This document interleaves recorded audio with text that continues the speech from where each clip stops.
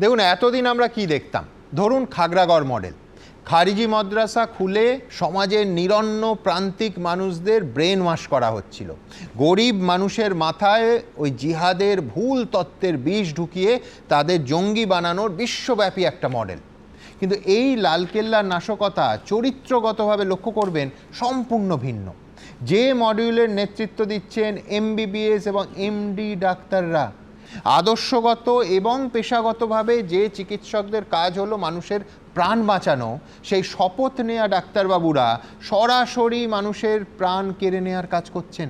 আপনি যেটা বলছিলেন না যে গরিব মানুষ মাদ্রাসা থেকে রিক্রুটেড হচ্ছে, তাদের কিন্তু বোঝানো হচ্ছে ভিকটিম রোল তাদের ক্ষেত্রে। কিন্তু এখানে এই যে শিক্ষিত যারা যারা তথাকথিত প্রতিযশা, তাদেরকে বোঝানো হচ্ছে তুমি লিডারশিপ পেতে পারো।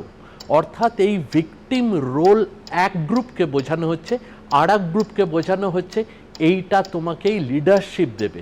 সুতরাং এই কঠিন কাজ, মানে হচ্ছে একজন মেধাবী শিক্ষিত মানুষকে, উচ্চশিক্ষিত মানুষকে র্যাডিক্যালাইজ করা তো খুবই কঠিন। সবাই একসঙ্গে এতজন কি করে করাই যায়, কারণ birds of the same feather will flock together. এবং এরা কিন্তু একজন, এইরকম একজন র্যাডিক্যালকে যদি কোনো হস্টেলে কিংবা হসপিটালে ঢুকিয়ে দেওয়া যায় কিংবা কোনো অন্য কলেজে ঢুকিয়ে দেওয়া যায়, সে কিন্তু নিজের মধ্যে মনোভাবাপন্ন আরও 4 জনকে খুঁজে বের করবে।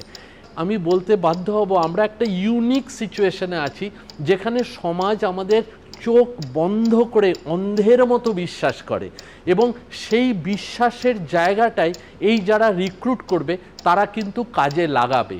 এবং আমাদের যারা আমাদের প্রোটেক্ট করেন তাদের ক্ষেত্রেও কিন্তু একটা শিক্ষার জায়গা এসে যাচ্ছে যে যেখানে অন্ধকার থাকা উচিত না সেখানটাও কিন্তু খুঁজতে হবে। শিক্ষিত লোককে যদি রিক্রুট করতে হয় না, তাহলে তাদের যারা রিক্রুট করছে তাদের কিন্তু সুবিধা অনেক।